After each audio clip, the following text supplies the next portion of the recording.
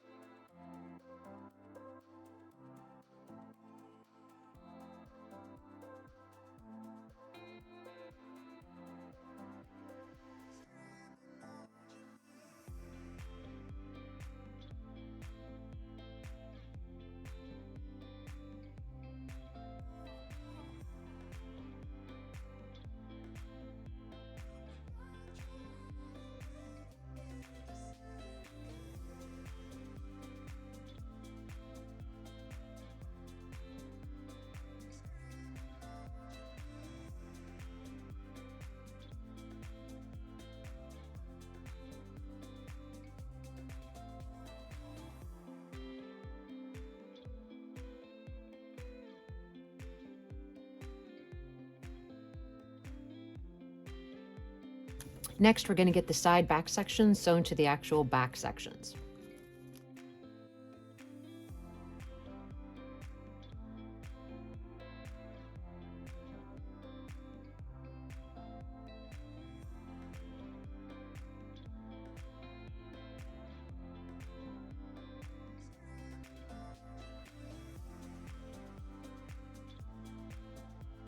Before we get all the seams pressed open, we want to look at the pattern piece and refer back to that center back seam because this actually has a zipper installed. So we're going to sew the center back seam from the hem edge of the garment all the way up to this dot.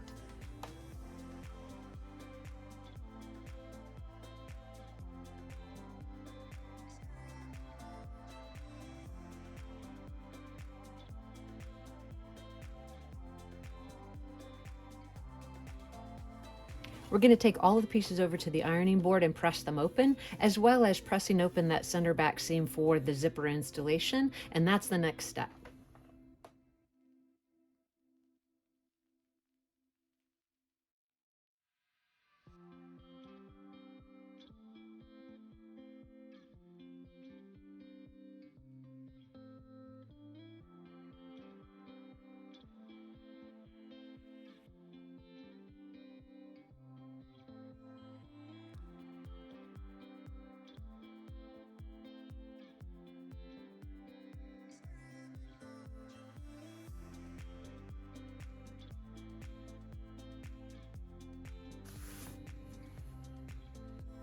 Now that we have all of the pieces pressed open, we're actually going to get our zipper installed. And there's a couple of different ways to do this. Some people will use a zipper foot. I tend to use just my regular sewing foot. If you're not comfortable putting in a zipper, you could put it in by hand, or if you want to machine sew it in, but you're not really 100% sure, you can always baste it in with some big stitches first to hold it in place by hand and then actually do the machine sewing. This is a 4.5-inch zipper. You could also use a longer zipper or a 12-inch zipper and get an additional use out of it by adding an additional zipper pull. I do have a video tutorial on how to replace or add an additional pull to a piece of zipper tape for a YKK zipper that we sell on our website. So if you're interested in seeing that video, I'll leave a link in the description below. In order to get the zipper installed, the thing that I like to do is just go ahead and pin down one side. You take the base of the zipper and place it below the opening, and then you want to just cover the teeth with this side of the fabric. Now this really works best when you're using something that doesn't stretch at all. So in this case, this is a Dupioni silk and it's not going to move at all, which is going to be great. So I'm just going to pin up one side. You do want to be careful when working with a smaller zipper that you don't pull the zipper pull off. Sometimes it's very difficult to get it back on, and I recommend you never cut your zipper to size until you're finished with installing the zipper into the actual garment. If you are comfortable with sewing it in on a sewing machine, you could do it with your regular standard foot, which is how I used to do it, or today I'm actually going to try to utilize a zipper foot on my new FOF 620 machine. Now, I've never done it before, so we may have to do a couple of takes of this one, but in this case it's supposed to be super easy to install the zipper, and that's how I'm going to be showing you today. So let's take it over there and wish me luck. So this is the actual foot that I'm going to be using, and this is a number 4. I did have to watch a quick YouTube tutorial to see how to even install the foot, and apparently you have the option to put it either on the right or the left side of the foot, depending on how close you want to sew to the edge of the zipper. Now, because I'm doing it on a small doll item, I'm going to keep it on the right side of the foot, and I'm going to use that all the way around. If you wanted to use a longer zipper, you could always cut it down. In this case, I'm using a 4.5-inch zipper from YKK. So let me go ahead and switch the feet really quick, and we'll see how this number 4 FOF 620 foot actually works.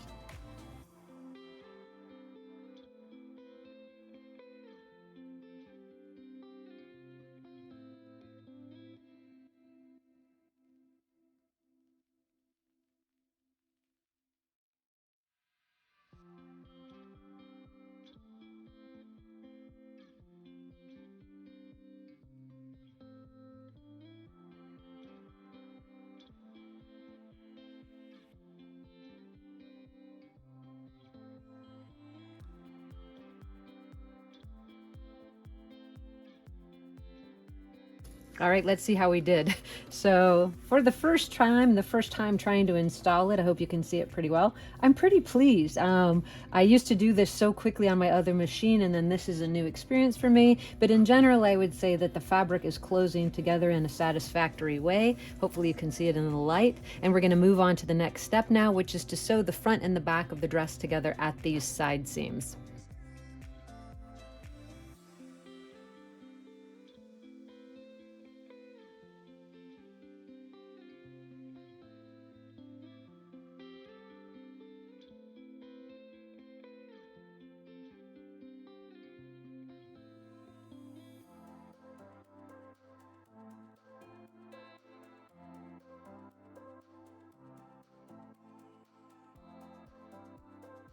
We're going to turn that right side out and press those seams open, and then we're going to get a quick fit to the doll. If everything's looking good from there, we're going to go ahead and get the lining pieces sewn together in the exact same way we did the outer garment, with the exception of adding the zipper.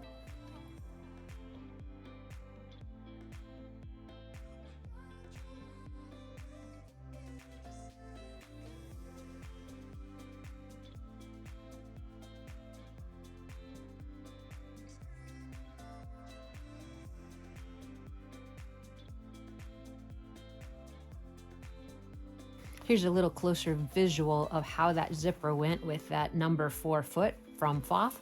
So I think it's actually pretty good. As you can see, it's closing really well right to the center. The seams aren't exactly perfect, but they're not terrible either. So from here, let's get our doll and get that fit and see how we're coming along. All right, so the doll that we're going to use to fit this actual Roaring 20s dress is the Metro Luncheon Doll Sydney, who I think is absolutely gorgeous. And if you ever have an opportunity to go to one of these Metro Luncheon events in New Jersey, fantastic. I totally encourage you.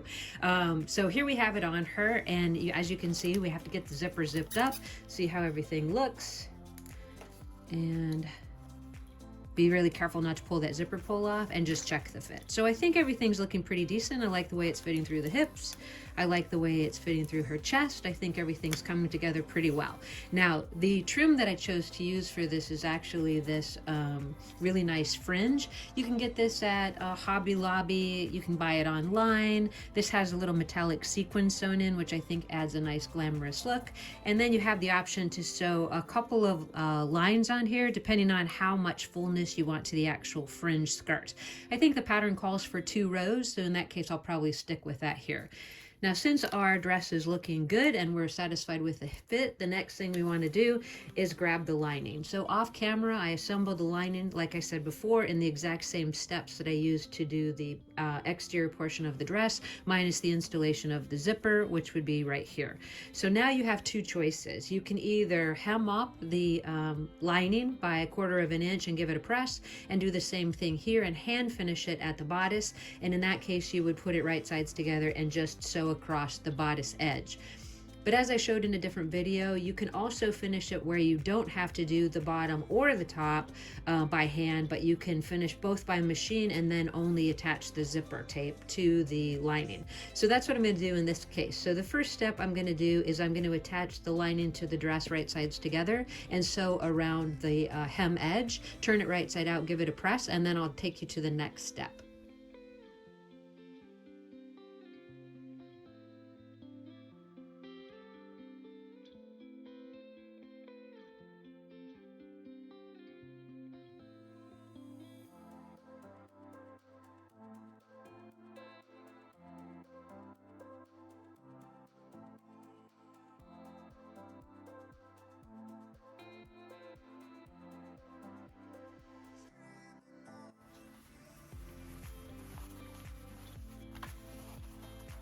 So as you can see, there's our finished hem edge. We're just going to tuck the lining to the inside and give it a press.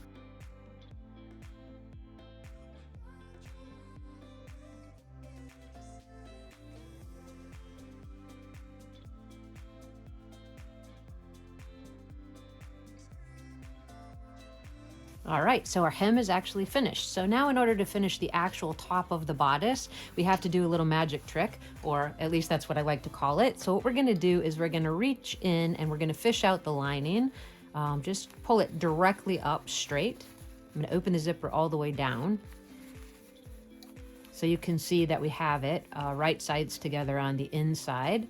So now what you want to do is you want to take the lining and you want to actually flip it. So just picking one side, in this case the right side, I'm going to turn it to the outside and I'm going to match it up with the outside of this piece of the zipper tape.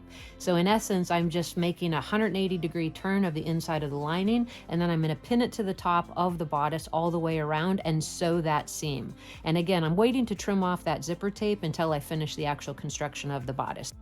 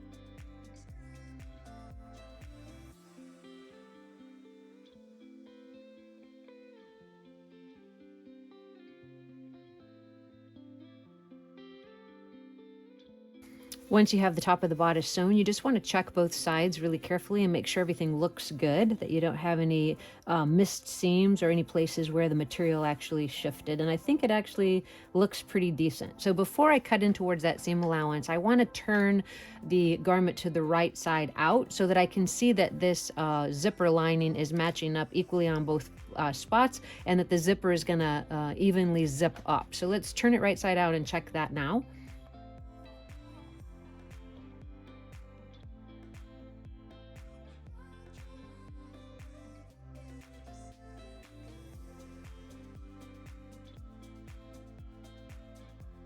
And you can see that the zipper is going to finish exactly equal on both sides, which is exactly what we want. So we're going to turn it back to the inside and give a trim to that seam allowance, as well as cut off that additional zipper tape, and then I'll lead you on to the next step.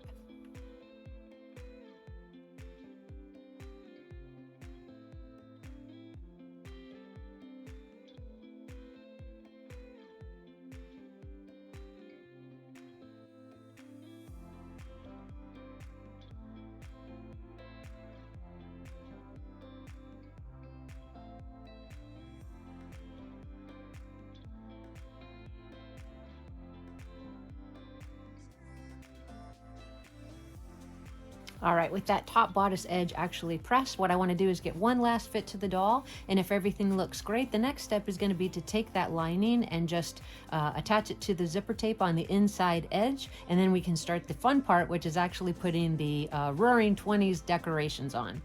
All right, well, the fit with the lining in really is still looking really good. We have it all the way zipped up. It's even at the back, and I think everything's good. I really like that trick, so you have less hand sewing. The next step is going to be to go ahead, like I said, and attach the lining to the actual zipper tape right here. But before we do that, let's talk a little bit about the trims that we can add. So these are just from Hobby Lobby. There's a couple of different selections there that I thought were really pretty. This one is 1/4 inch, and I think I might put that right across the top of the bodice right there. Then this is the actual fringe that we had talked about. 1, 2, 3 rows is something as an option here. And then I found this one that's a little bit more narrow, and I might use that actually for the straps of the dress. So all of the steps from here on are going to be actual hand finishes. And then as part of the project, you can also add a really cool headband for the flapper. And I think she's going to look great with this, adding just also just a little bit of that trim, as well as some feathers and maybe some decorative jewels or something to the headband. Once we have those steps actually finished, we'll get some final pictures of the doll, and then I'll show you how our Roaring 20s outfit turned out.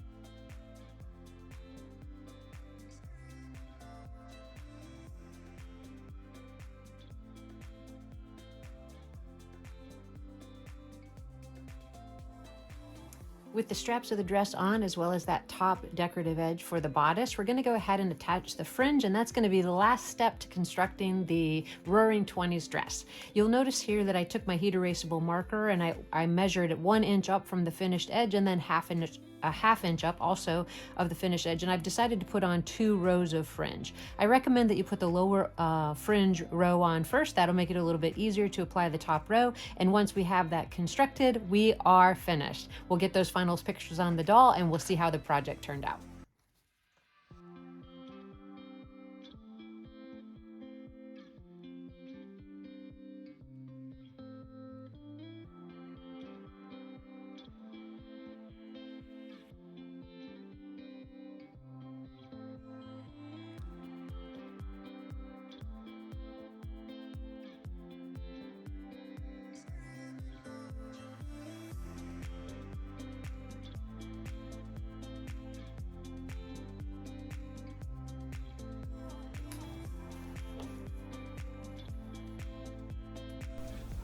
We made it to the end of another sewing tutorial, and Sydney looks so beautiful. Thank you so much for following me along today. If you have any questions about the construction of this Roaring 20s dress, please list it in the comment section below.